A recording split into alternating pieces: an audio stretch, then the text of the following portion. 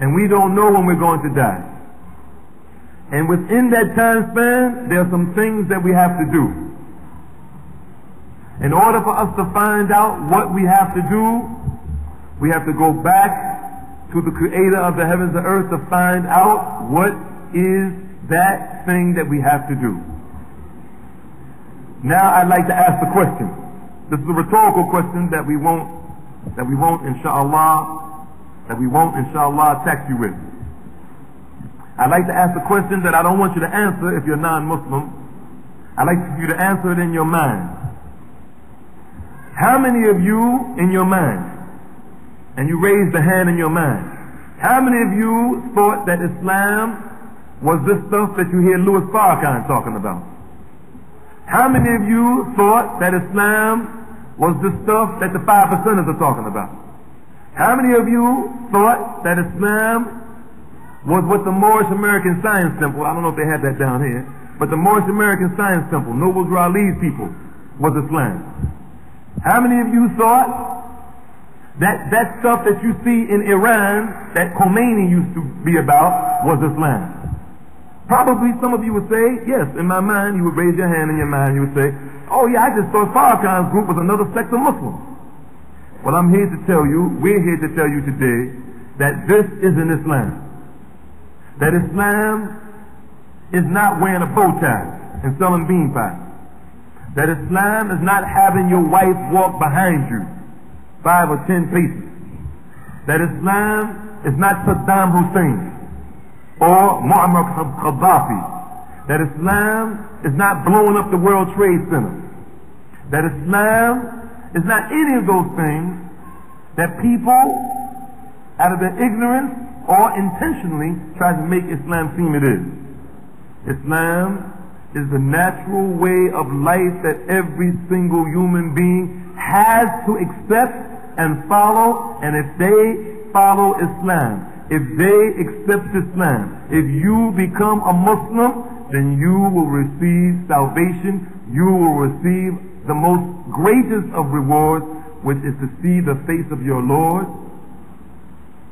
Allah subhanahu wa ta'ala, the glorified and exalted, is to receive the greatest of rewards, to drink drinks that you never thought existed, to eat fruits that you never knew existed, to never ever grow old, to never have diseases, that when you sweat in paradise, the perspiration smells like perfume. And you get better and better and better. And yes, for those of you who are thinking about being married and things like this, yes, there's marriage in paradise. And not only is there marriage, but we won't get into that. I won't get into that. But there's so many things that we can mention for you, the benefits. Not just the next life, but in this life, Islam brings order to your life. Because I'm going to tell you, and you may not like it, those of you who are non-Muslims, and I'm not saying this to ridicule you, to diss you. I'm telling you because it's the truth, because I was a non-Muslim. Islam brings order to your life. And if you're not a Muslim, your life has confusion. Now what's my proof? What's my proof? How's this guy going to come all the way from Newark, New Jersey, or come down the hill and tell us we're confused? Who do you think he is? I'm telling you, if you're not a Muslim, you got confusion in your life. What's my proof?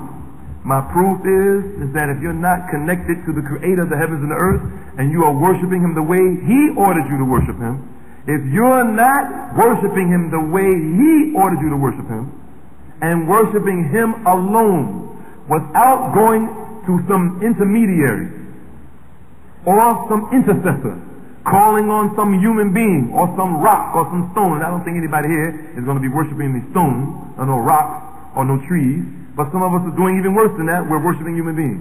If you are not calling on Him and worshiping Him in a manner that is befitting Him, in the manner that He Himself says to worship Him, then you have to have confusion in your life. How can you say you don't have confusion in your life, even if you're the CEO of IBM, if you believe in 3 gods? How can you say you don't have confusion? If there was 2 gods or more, it has to be confusion in the universe. How much more a person that worships 3 gods? Just think about it. You got a God over here that says, I'm going to make it snow today. You have a God over here that says, no, I'm going to make it rain today. Which one is going to make it rain and which one is going to make it snow? There's going to be confusion. If you don't worship the creator of the heavens and the earth by himself, alone by himself, there's no way you're going to tell me that you don't have confusion. Number one, you eat whatever you want to eat.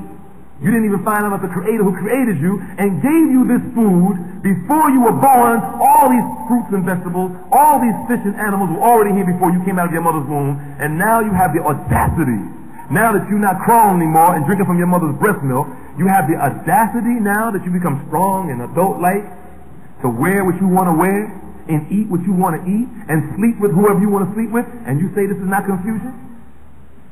How can you say this is not confusion? How can you say this is not disorder?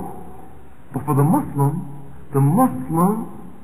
obeys the Creator in everything. We wear what He says we should wear. We eat what He says we should eat. We sleep with whom He says we should sleep with. There's order in the Muslim's life. In every single thing that we do. Look at the social system of Islam. And look at the social system of the United States of America. In the social system of the United States of America, and I don't have to tell you about it, you already know about it. Let's take the welfare system.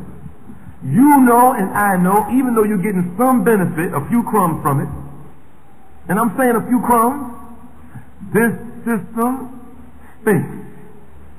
It stinks, and you know it. And that's why there's so many social welfare reform programs. Look at the social system of Islam. And this social system can be used in any place, any time. If you took the social system, the social welfare system of the United States, it won't work in England, and it won't work in Australia, and it'll never work in Denmark or Finland. It only works in the United States. But the social system of Islam works anywhere in the world, at any time, any place. The Muslims are commanded to give 2.5% of their money at the end of the year to the poor. You see, in Islam, the money circulates like this. In the Western system, the money goes from the bottom upward. It goes from the poor to the rich in an upward motion. And anyone who studies economics, you know this is a fact. In the Western world, the social economic system, the money goes from the poor always to the rich. And for the trickle-down theory, it just comes a little bit back down to the poor.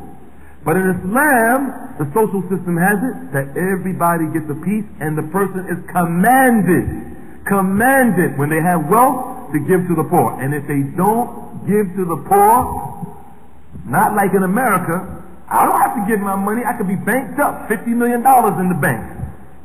And nobody's going to force me to take care of these poor people. I don't have to give them a dime. But in Islam, when the Muslim mayor or governor sends that authority out to your house at the end of the year, you're going to give that money up to the poor. Or what happens? It may sound barbaric, you're going to be jailed. Because the poor have to be taken care of. They have to be taken care of. Look at the political system in Islam. In this system, democracy is the way. And we know, as they claim, that this system is for the people and by the people. And the people, to use the common term, can push up, they think, can push up on the president and change things. Or push up on the senator or the congressman and change things. But how does that person come into office? And what is the moral character of that person? For instance, the politician, he may give you something on this side of the table, but the same person that you help get that politician into office, he's also helping the homosexuals over here. See, it's like a double-edged sword. In Islam, the politician, not only does he or she have to be moral, but that person also has to use the law of Allah. They can't use something from Aristotle. They can't use the Magna Carta. They can't use the Constitution of the United States that was put together, and we all know